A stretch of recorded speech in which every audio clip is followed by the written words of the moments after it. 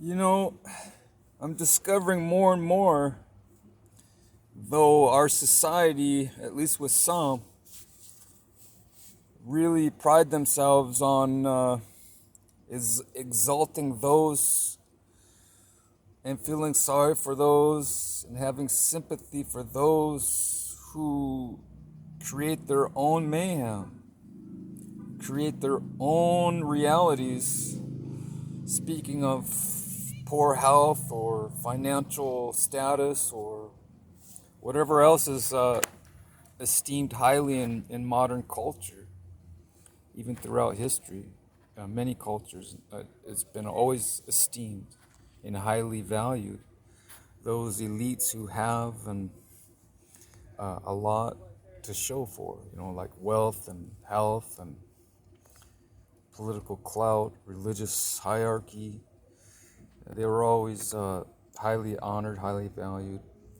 But there are those who are on the opposite side of the spectrum who neglect to eat good food and exercise and all these other things that are good for their bodies.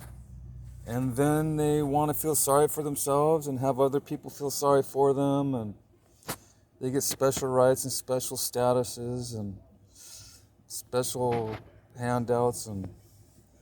But it's all self-inflicted. It's personal neglect of their own bodies, their own welfare. And then we put them on government welfare after they've neglected their own welfare. And it was all self-inflicted, most of it. They're eating junk food, they're not exercising, they're smoking cigarettes, they're smoking pot, they're drinking too much alcohol, they're whatever else is contributing to the downfall of their good situation, their good physical fitness. And then how much money could the government save if people were true to good values, not just spiritually but physically and mentally? Our government probably spends a fortune on dealing with these issues of people not taking care of themselves. But that makes good political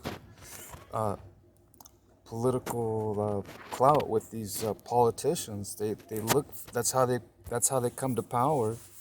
Is they look for victims, and they can get all these victims to vote for them, and then they get voted into office because most of their followers are victims, self-inflicted. Probably majority of them. But that's probably the reason why there's all these government programs for these people, is because the politicians promised them that they would deliver these programs to them to help them if they voted for them. So it's a big racket. To a certain degree, it's a big racket. It's kind of corrupt.